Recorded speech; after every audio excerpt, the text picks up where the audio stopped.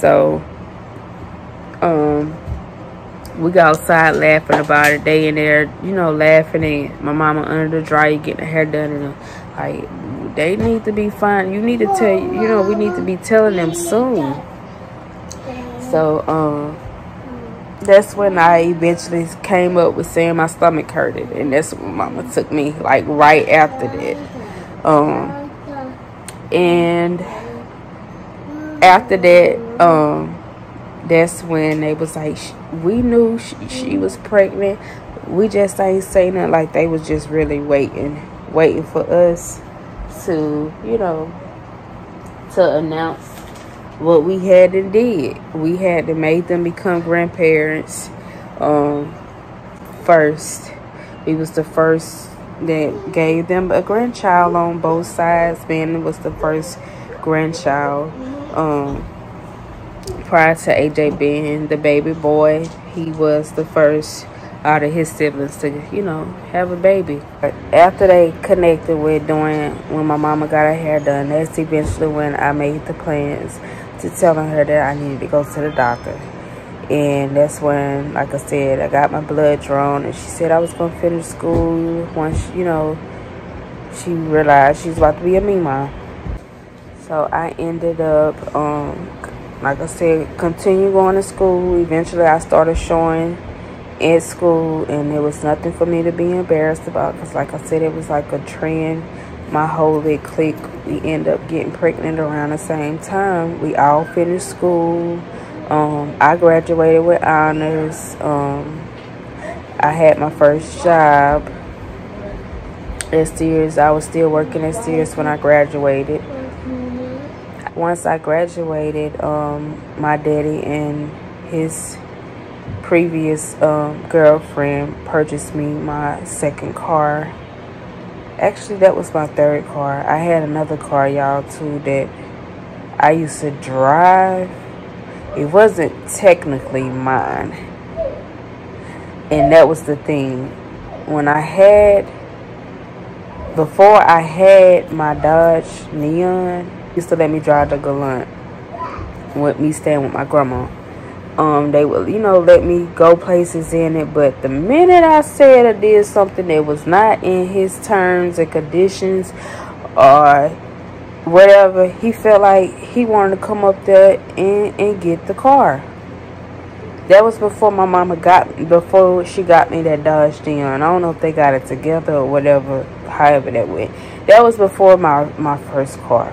They used to let me drive the Galant. And like I said, when stuff didn't go his way or something just went left, he would try to come up there and get the car. And eventually, you know what I did? I gave my mama them keys back. You know, I told her, I ain't got time for this. I don't have time for him to feel like every time I do something wrong, he got to keep coming up here snatching keys. You could get these keys back, you know. So I just worked for my own car, if that's what it's going to be. So that's when she got me. However, that's when I then eventually got that Galant, after they realized, like, dang, did you really? She meant what she said. Yes. I end up still being in school, staying out of trouble. My circle was big enough for me to see all the way around it, meaning like it wasn't too small and it wasn't too big. Like, my friends that I had in high school, I felt like was my friends. I ain't really never fell out with none of my friends. I got into like a fight or so at school. Me and AJ got kind of suspended around the same time. He fought somebody, and I ain't getting in a fight that time, but I end up, my cousin, like an older cousin of ours, rest his soul, he was a bus driver, and I rode his bus, and he wasn't a bus driver that day. He had a sub, and the sub was an old man that ran into the ditch on our lane where he was, you know, my bus stop was at, on our family lane.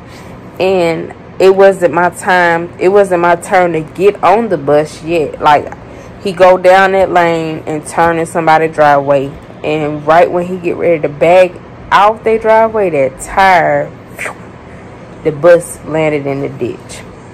And it had children on the bus, students on the bus, whatever, high school students. So I end up telling the school that I was on the bus too when they was asking, is anybody on the bus? So I guess they learned that route, he was not all the way up there yet, and I end up getting in trouble because they found out I lied. You know, I don't know why I did it, because I just did. I told them I was on the bus too when the man ran in the ditch. So AJ hadn't got suspended for a fight, and I got suspended for that for a couple of days. So we was, you know, we was able to spend time with each other around that time, and I was still pregnant. I never forget his brother, his older brother, calling me his homegirl, AJ homegirl.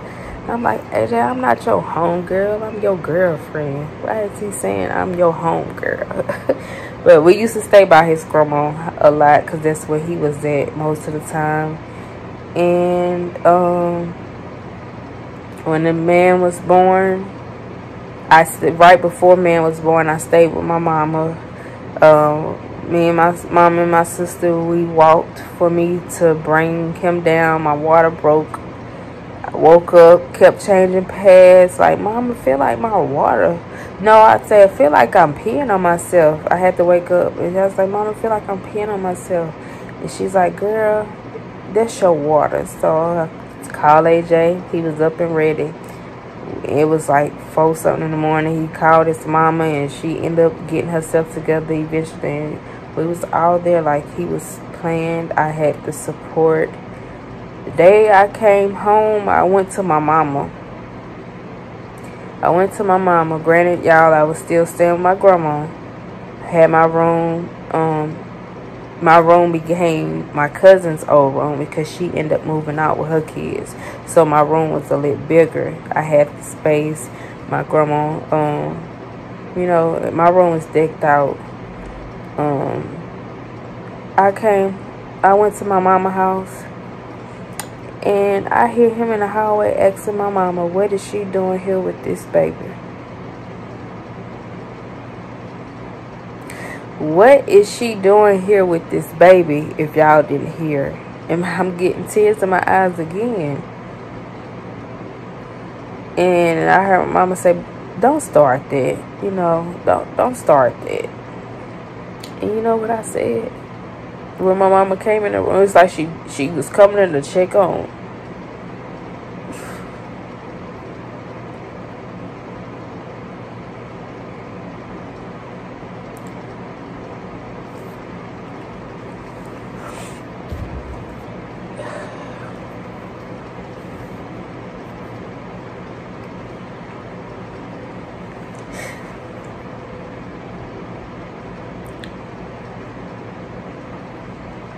It's like she wanted to come in there and check on me and her first grandchild. But she couldn't. She couldn't comfortably do that because of the words that he had just voiced and said, what is she doing here with that baby? So you know what I told my mama? Take me back home. Take me back to my grandma's house. Take me back to my grandma's house. And it wasn't nothing towards my mama. It was just that toxic relationship, that negativity that hurted me because you couldn't even welcome me and my baby. But I skipped out a part that he welcomed his child that was having a baby, and she, you know, she was living with us at one point, not permanently, but she was there.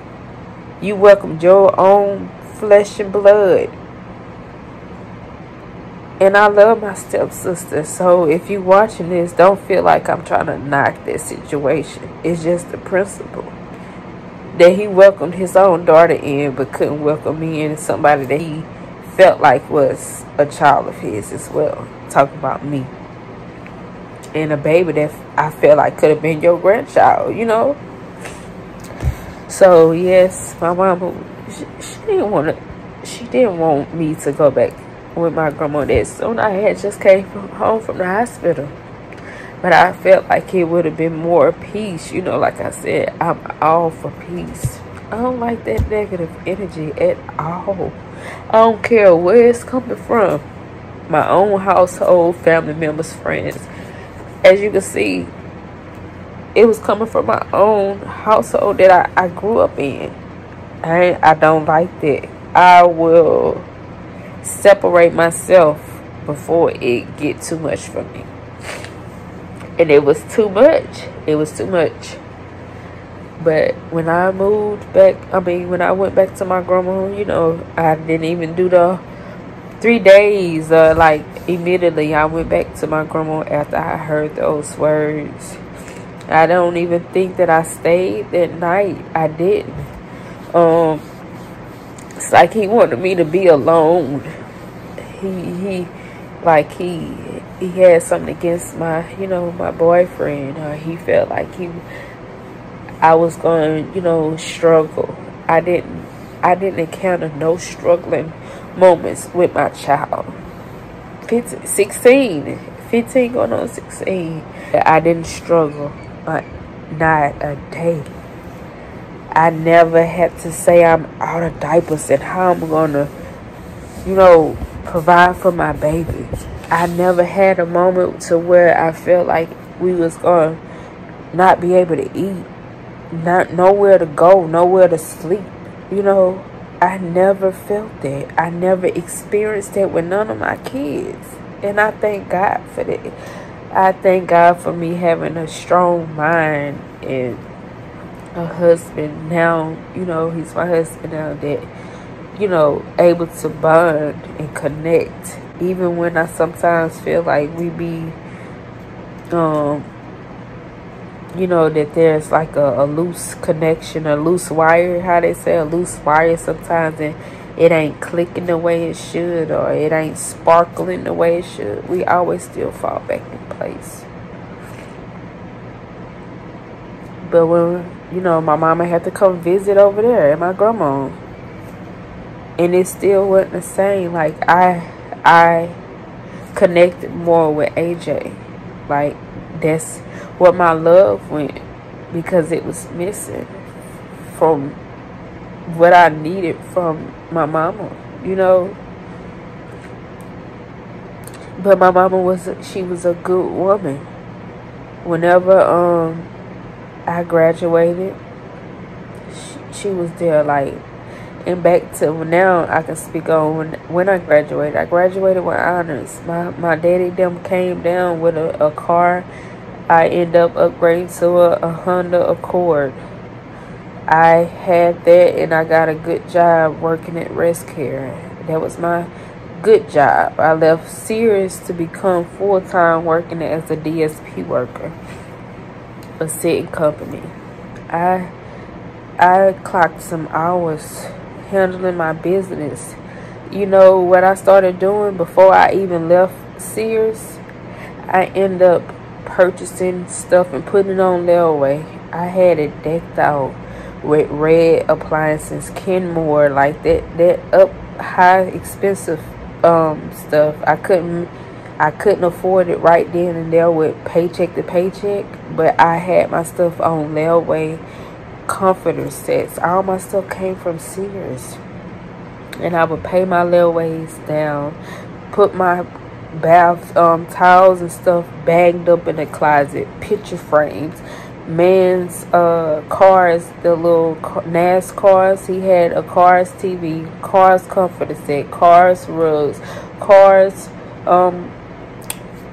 curtains. Like, I've always been decked out. This ain't nothing new. Like, with me having 4 to 5 kids, now it's 8 kids, so I've always been laid when it come down to stuff. So when like I said, I worked at Sears, so I had my layaways and stuff, and my cousins would try to come in my room. What is you buying all this stuff for? You ain't even got a house yet. Like, they didn't know the stuff that I was doing. I was manifesting the things that I wanted in my life. I didn't feel like I needed to still be staying with my grandma after I graduated high school. When I graduated high school, God led me into a position with the help of AJ mama, being able to help me find somewhere to stay. you know, and I had a nice condo, a nice condo, upstairs, downstairs, 2-bedroom, 2.5, well, 1.5 bath, and I was still working, and me and AJ was still girlfriend and boyfriend.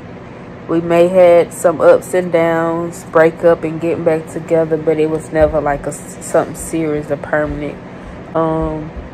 Still doing and handling for man. You want some ice? Y'all, that was a commercial break. I told my husband I ain't feel. That was all the bags. Dang.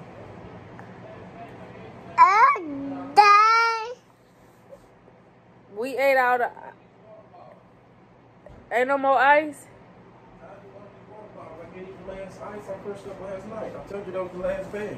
I'm gonna get you some more on my phone. So yeah, we done ate all the ice. But anyways, y'all, so and within that time, he did not want to stay with me because he was not on his feet the way that he wanted to be. And like, he was living a faster lifestyle. He didn't want to like slow down to be like Family Guy. Like, yes, he had man on the weekends and throughout the week, and whenever I was at work, you know, him and his mom or his grandma. So he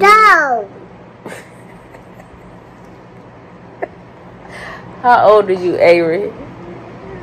You 1. Tell him, say I'm 1. Say 1. I'm 5. We know you 5, Avery. I'm 5. Okay. So yes, he was living a faster lifestyle, and within that faster lifestyle, there came some relationship problems for some females break up and make up and get back together. So it was, like I said, nothing never permanent. Like, I did have issues to where at one point, I never forget, I deleted my Facebook page because it was just so much stuff going on with AJ, and this girl saying this and that girl saying that. Like, it was just too much for me. Like, I focused on getting money to better me and my son. I was in a relationship, but I didn't focus on that outside world of that Facebook stuff. Like, I didn't have time for that. I was still working, and eventually I upgraded my car. My mama co-signed for me to get in a 2009 brand new Toyota Camry, and I was doing good, never missing a payment. You know, I felt like I was living a good lifestyle, to saying that I was only 18, home place with my 1 child, working, making good money, and eventually I started building my credit. That's how I got my car. Once I got out of high school, that's when my circle became smaller.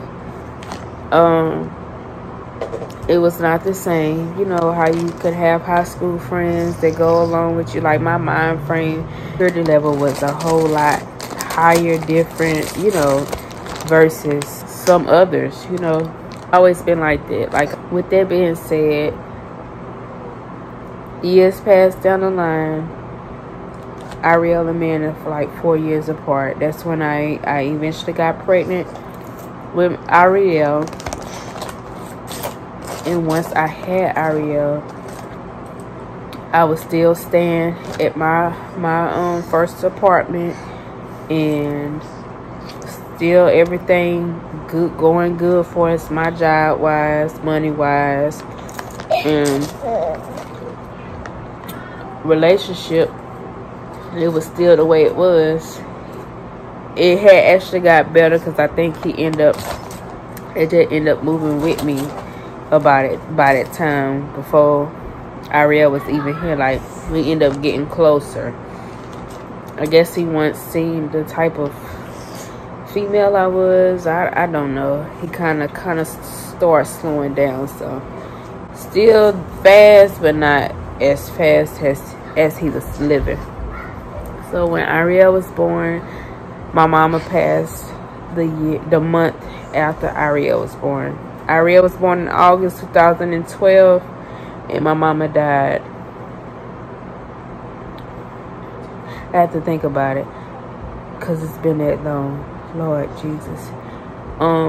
Ariel was born in 2012. Ariel is now 8 years old. My mama passed September the 15th, 2012.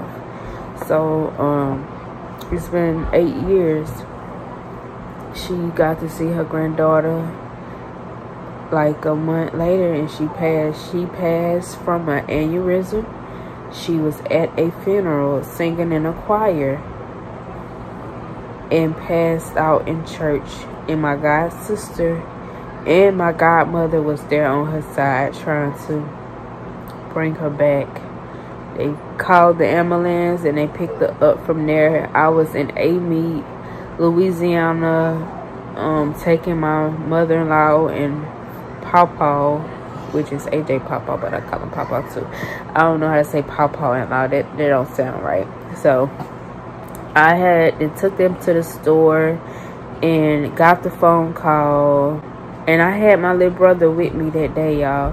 Got the phone call from my friend. She's like, your cousin trying to call you. Your mama, she passed out. I was like, my mama passed out? She never passed out before. Like, that don't sound right. I instantly panicked. I had to find AJ Pawpaw, his mama. I was just, you know, doing a favor, taking them to the store. I had to find them. Was like, y'all, hurry up, hurry up.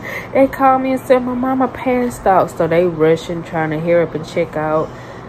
I tried to pull off, and when my nerves get bad, and I had that bad, y'all, like, if I get behind the wheel, my mind don't be the same. So I ain't paying attention to the people or the road. Like, I've been ran off or ran into somebody. So she, right before we got out the parking lot, she stopped. She said, I drive. So no lie, Amite from Hammond, Louisiana, Amite is like on the interstate about 15 minutes away. We got there within 5 minutes. For real. We got on the interstate. She pushed that camera, baby. My mother. Yeah, she pushed it because it was weird. Like, we got to that hospital so fast. When we got there, doctors was like, it ain't looking good. Like, all her organs were shutting down. It still didn't just come to me that my mama was about to die or she hadn't died. Like, it just still didn't sit right with me. Remind you of my story, like all this I just talked to y'all about. Like, I had to pause and I had to go back because I did leave a part out. Prior to getting that phone call, let me go back a little bit. When I had my first apartment, when she co-signed for me, our connection, we were getting closer. She would come stay by my house. That was her getaway from the stuff that she was still going through. And that was like her getaway.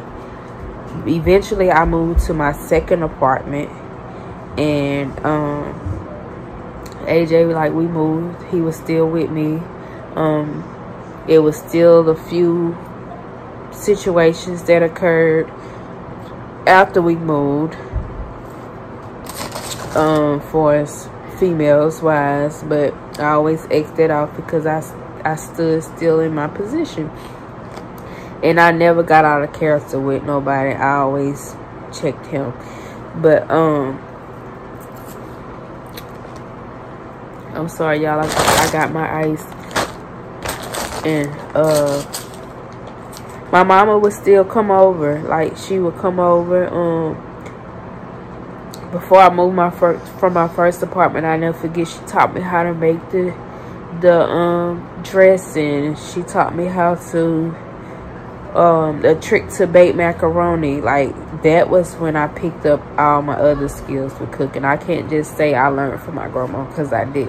I learned from my mama too. My mama stayed in the kitchen cooking. I seen how she did her spaghetti, her lasagna. Like, so I'm not discrediting her for nothing, because I had a good mama. It's just that bond was an in and out moment because of the situation she was placed in, or put herself back in. And I don't stand for, oh, that's my mama, I'ma just take it for my mama. You know, I've watched her wrong.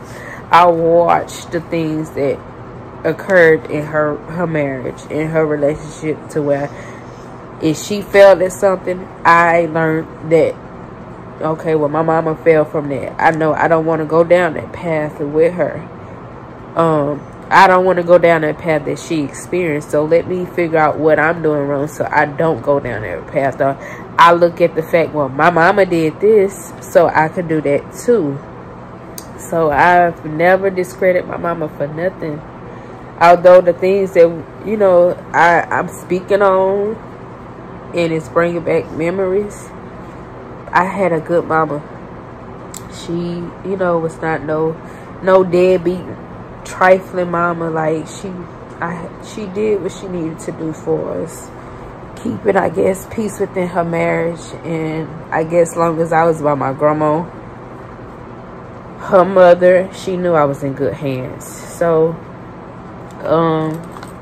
when I moved into my second apartment, Ariel was a baby, and that was before she passed. And before she passed, my mama was experiencing worse. Like, that was the worst out of the worst. Like, that was a lot. I never forget the phone call before I moved from my first apartment. She called me and she was like, who is such and such? You know, such and such? I was like, because she went through, she must have seen the message in his phone. I don't know if the person texts her phone or mom, you know, his phone or whatever. She's like, you know, such and such. I was like, mama, I work with her. Rest care. I'm still at rest care. I'm like, mama, I work with her. What you mean? Like, but this is who he messing with, and this and this and that. So I was like, you want me to quit? Because this ain't sitting well with me. Like, I'm playing back all these conversations me and this girl done had. Oh, my sugar daddy done did this, or my sugar daddy done, or not just with me and her. She would be bragging about it to somebody else, and I've heard her. And let me speak back on that little job. I used to go in circles around a lot of grown folks that was older than me doing that job. Remind you, that was my first real job. Picking up on women, changing, feeding, taking them to the doctor's appointments, making groceries. Let me speak. I really want to speak on that because this job really taught me a lot. Like, planning meals, planning a grocery list for the month, organizing the deep freezer, the cabinets after so many dates. Like, you gotta rotate stuff. Like, that's where I learned how my household is. I make groceries monthly.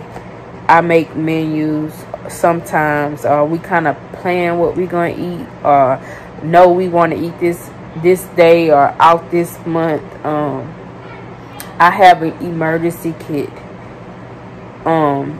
You know, whenever the lights or something go out, flooding, the tornadoes down in Louisiana, they had that bad. They had to ensure that them women were safe. So we used to have an emergency container with canned goods and fruits and flashlights and batteries and, you know, stuff like that, like an emergency kit. I have that under my cabinet. Tuna fish, Vienna sausages, what else? I have a battery. I have extra batteries. I have the walkie-talkies. I have a flashlight with the radio and a charger connection. If we was to ever experience something like that, and I thank God we haven't, but I have an emergency kit.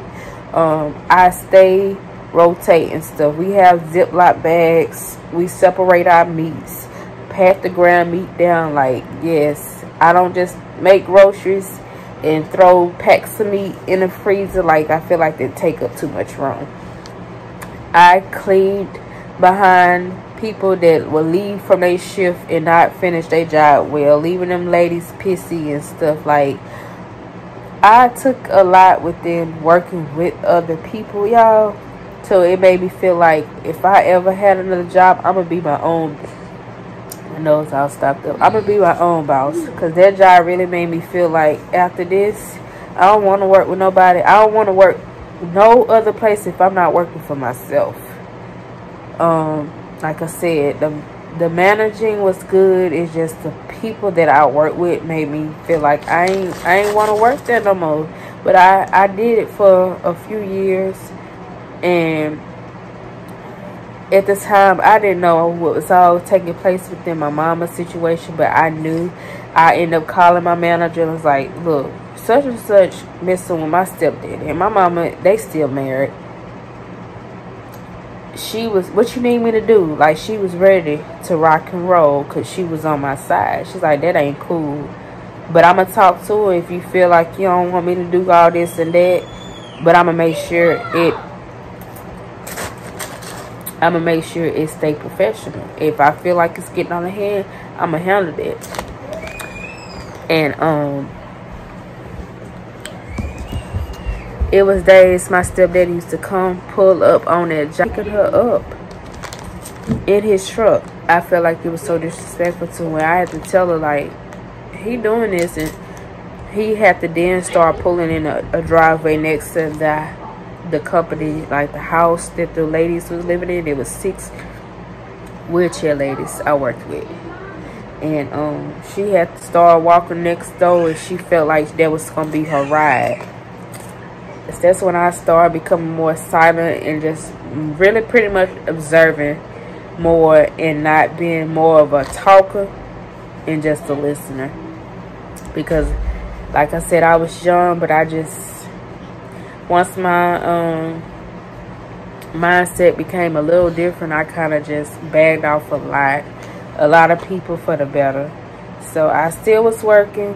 He was still doing what he was doing, and my mama was starting to be, starting to struggle because he wasn't helping her. She was having letters saying she was about to be evicted because after a while, when she found it out, she put him out. And he went and stayed with her, and then eventually he stayed in the shed. It was next door to the house. And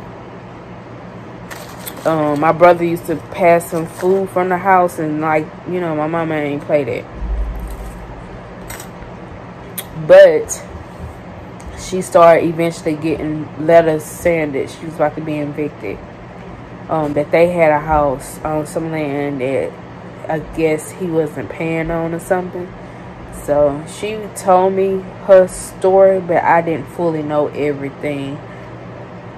And she just didn't humbly say, or I didn't know to just say, well, mama, you can come stay with me, until you get on your feet. And I wish that I could have then, but I didn't. And I don't know if she was looking for a way out.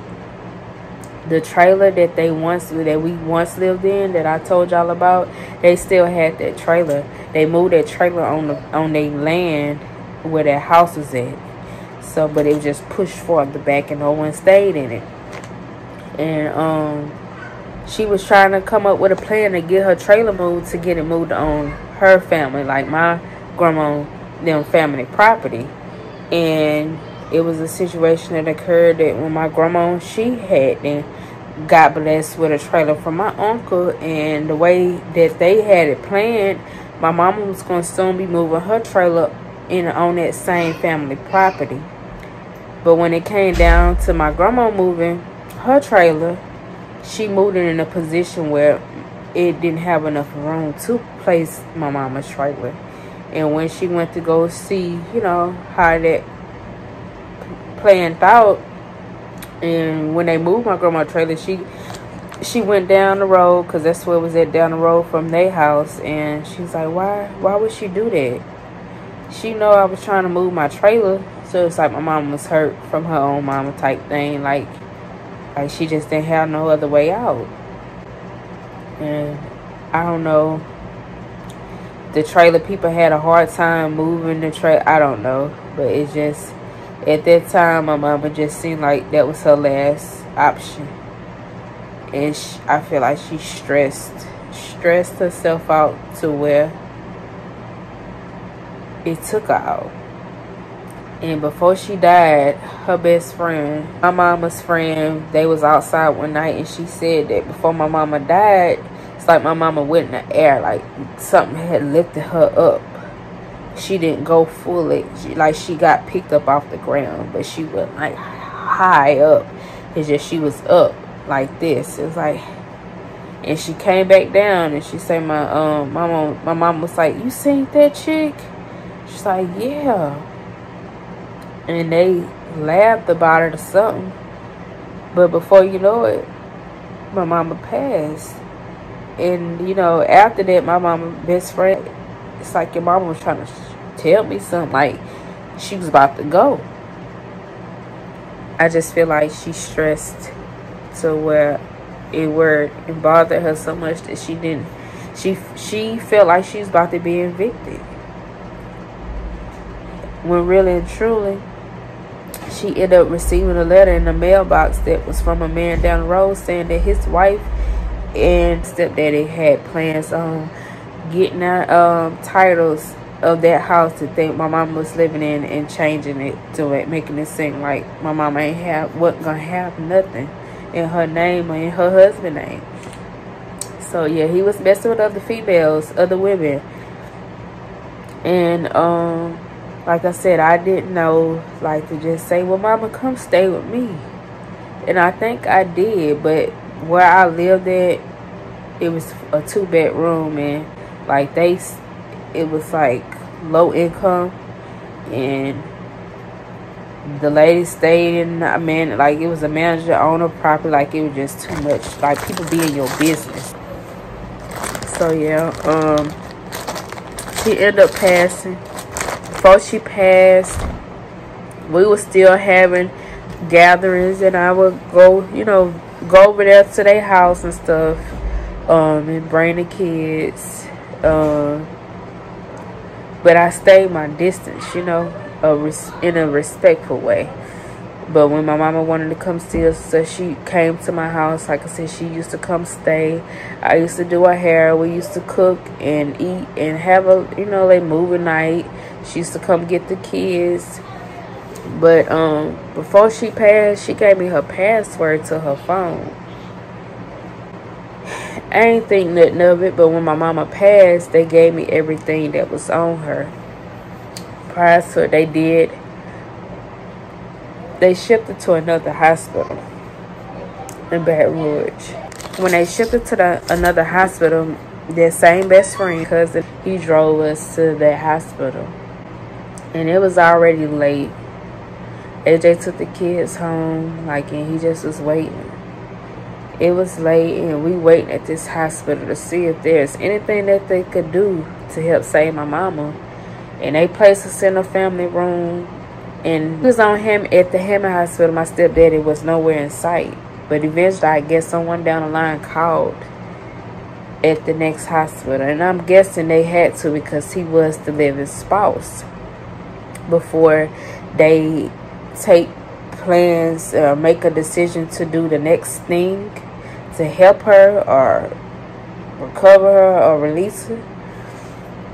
They had to call him. And when they called him, we were still in that room, not knowing that he was already at that hospital.